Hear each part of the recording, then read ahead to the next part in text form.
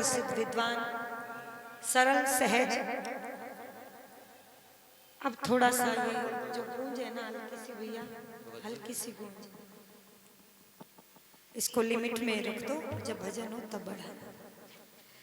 सरल और सहज व्यवहार के धनी श्रद्धेय भ्राता श्री आचार्य अनुशास्त्री जी हमारे बीच में अन्य आर्य समाजों से पधारे हुए वहां का नेतृत्व करने वाले यशस्वी प्रधान, जैसे सिंघाना आर्य समाज से उपस्थित हुए हैं श्री सुरेंद्र जी, वो साहब सिंह जी, और उनके साथी श्री सुरेंद्र जी आर्य समाज के प्रधान हैं। कहां से हैं?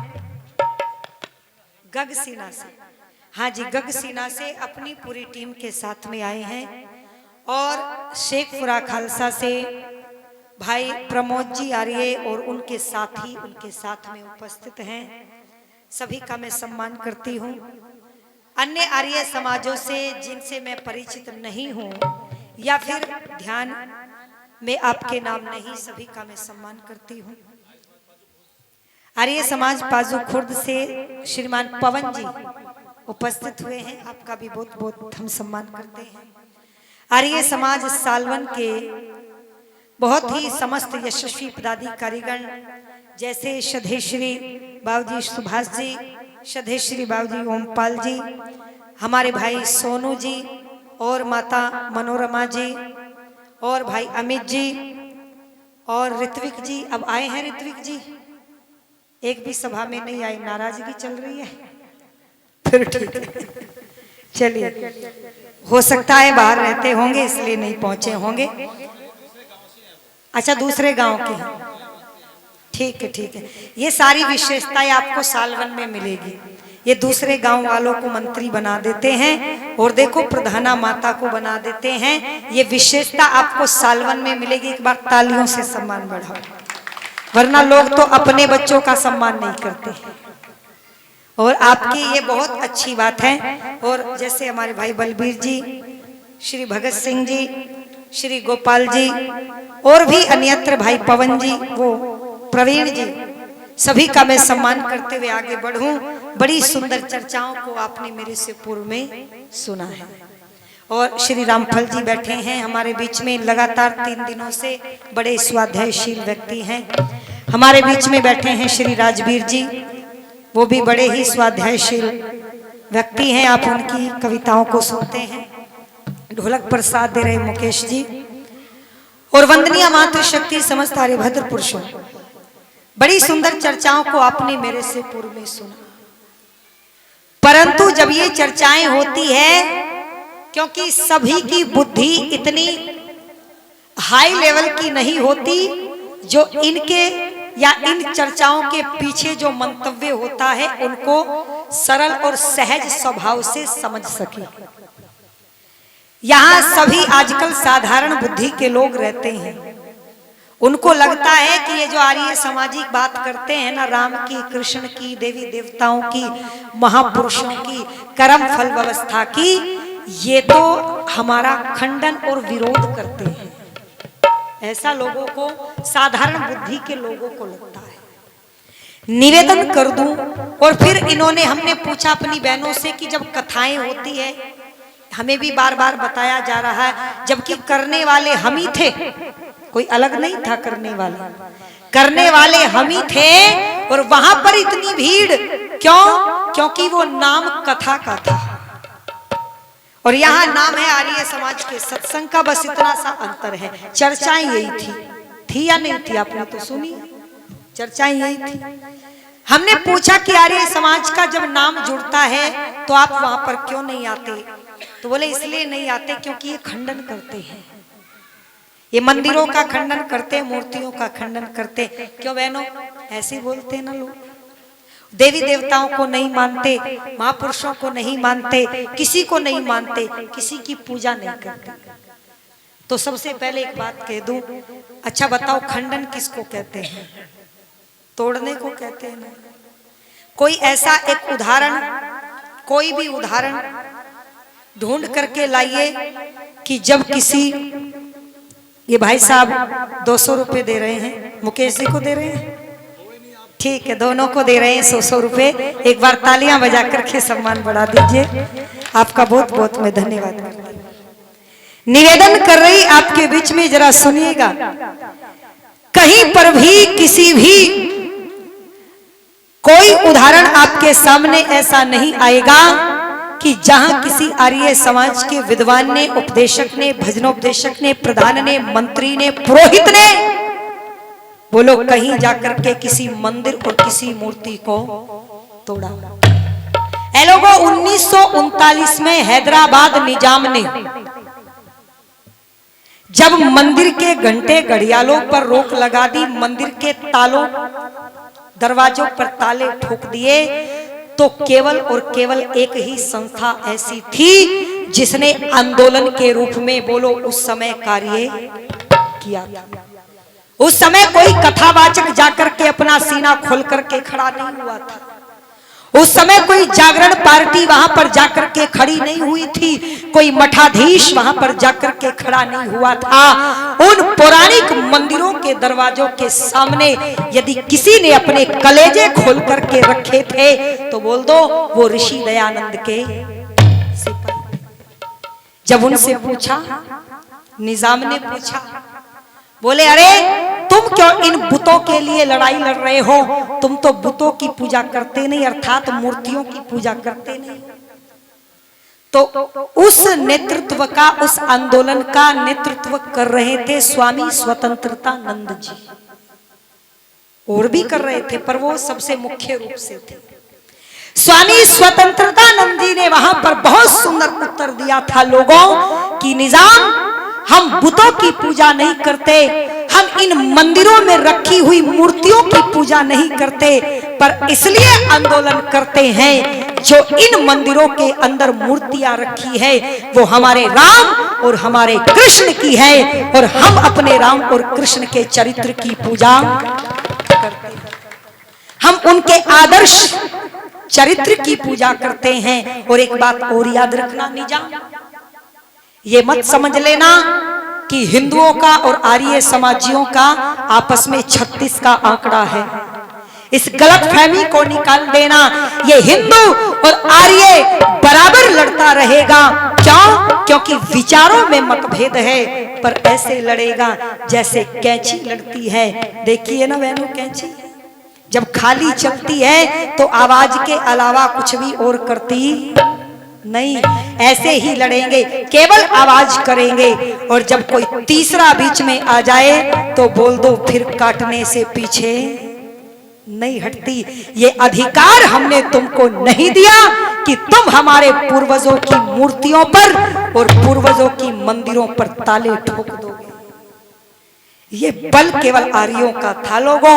हैदराबाद निजाम को घुटने टेकने पड़े और बोलो मंदिर के दरवाजे खोलने पड़े।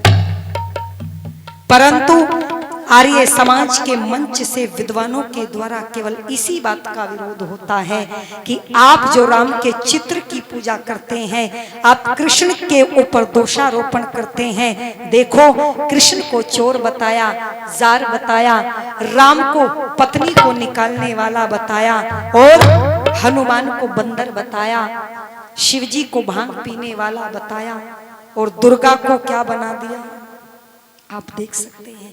क्या आप जानते हैं ये सारे महापुरुष कौन थे? हमने रामलीला के मंच सजाए और रामलीलाएं प्रारंभ की। आपके यहाँ पर भी होती होगी आसपास के क्षेत्रों में। दिन में शराब पीने वाला रात को राम का किरदार निभाता है।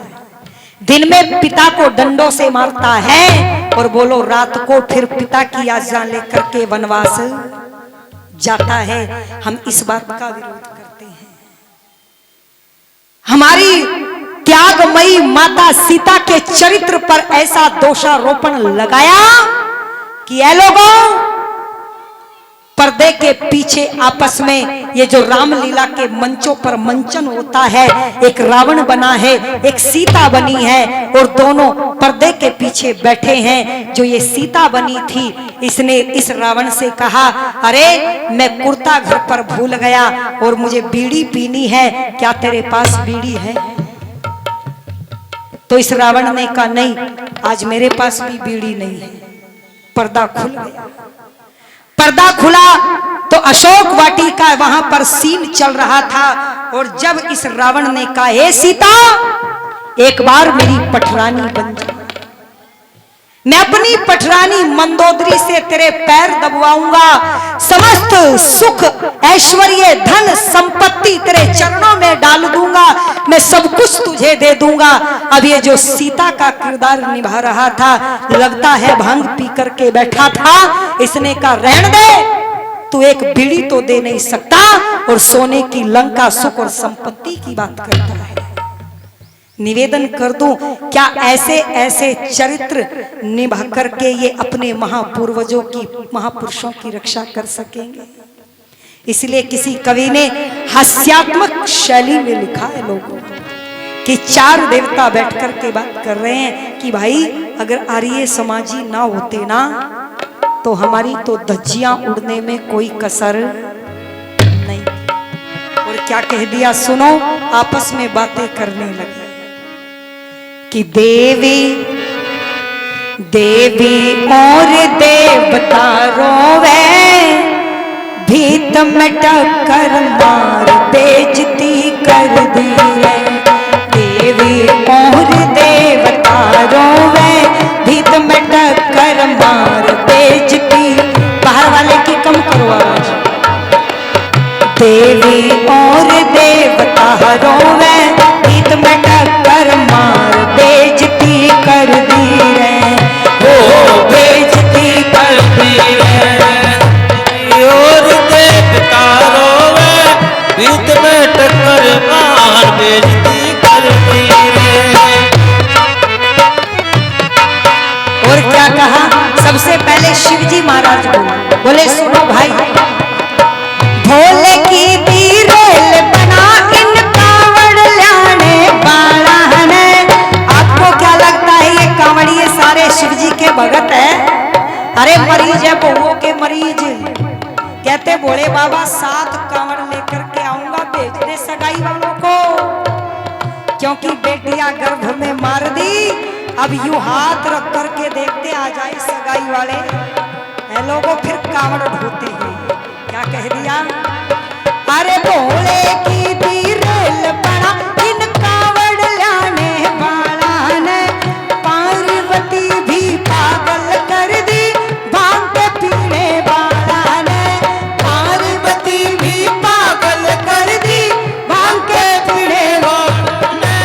बहुओं खातर आज ये हांड, ओ बहुओं खातर आज ये हांड, बम बम रहे पुकार बेइज्जती कर दी रे। ओहो बेइज्जती कर दी रे। देवी और देवता रोवे, भीत में टक्कर मार बेइज्जती कर दी रे।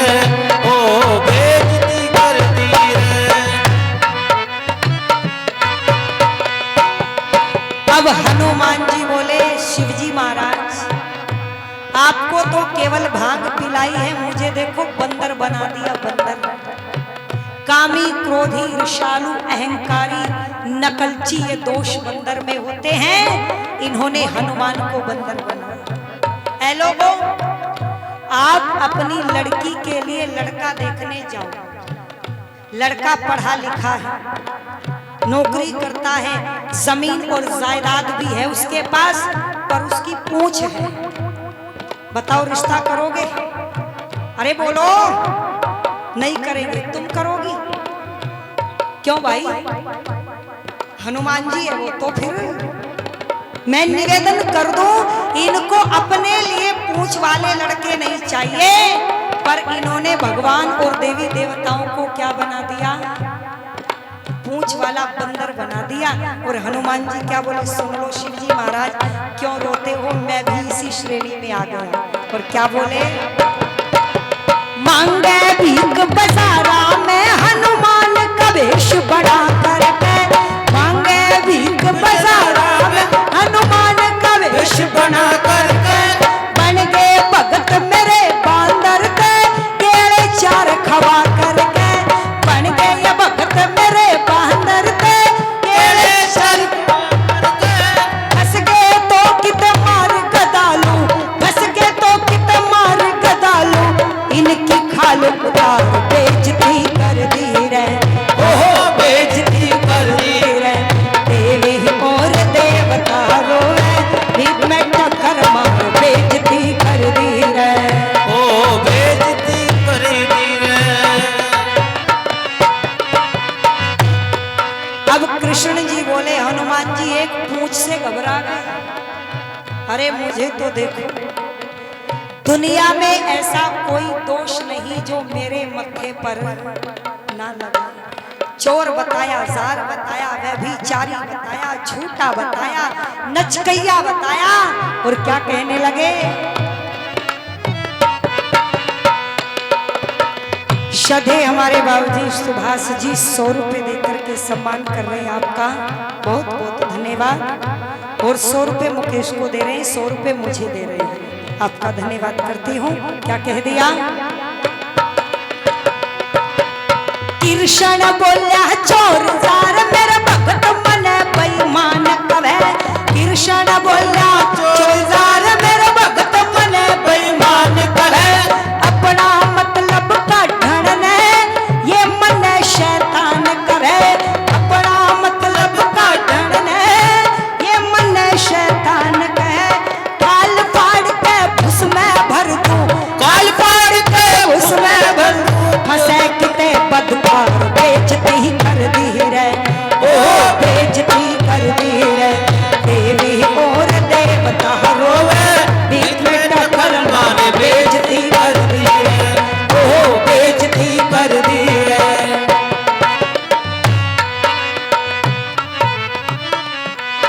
अब श्री राम जी बोले, कृष्ण जी, हनुमान जी, शिव जी महाराज क्यों चिंता कर रहे हैं, मुझे भी नहीं छोड़ा। जब मेरे जीवन में कोई दोष इनको आसानी से मिला नहीं, तो इन्होंने क्या किया, मुझ पर दोष लगा दिए कि मैंने पत्नी को घर से निकाल दिया। मेरी पत्नी का रामलीला के मंचों पर कैसा मजाक बनाया, और क्या कहने लगे, राम की लीला देख राम भी होके बड़ा दीवाना रे, राम की लीला देख राम भी होके बड़ा दीवाना रे, पर्दे पीछे पीढ़ी मांगे है सीता कर घिचाड़ा रे, पर्दे पीछे पीढ़ी मांगे है सीता कर घिचाड़ा रे, सीता ने ठाऊ रावण यो, सीता ने ठाऊ रावण यो, दारू पी के प्यार बेइज्जती कर दी रे, ओहो बेइज्जती कर दी रे। देवी और देवता रोवे, भीख में टक्कर मार बेइज्जती कर दी रे, ओ बेइज्जती कर दी रे। अरे कुआ गादड़ा होया भांगते लोटे का डर को न्यारे, कुआ गादड़ा होया भांगते लोटे का डर को न्यारे, मन काला झुट्टी भक्ति ते कदे मिले सुख को न्यारे, मन काला झुट्टी भक्ति ते कदे मिले सुख को न्यारे। भीम सिंह भगवान से डर जा, भीम सिंह भगवान से डर ना कर, पति के कार बेइज्जती कर दी रे, ओहो बेइज्जती कर दी रे। देवी और देवता रोवे, भीख में टक्कर मार बेइज्जती कर दी रे, ओहो बेइज्जती कर दी रे। देवी और देवता रोवे, भीख में टक्कर मार बेइज्जती कर दी रे, आहा बेइज्जती कर दी रे।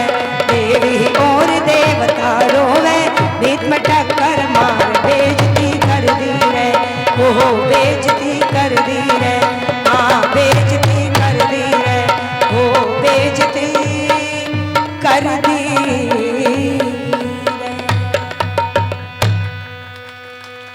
ये स्थिति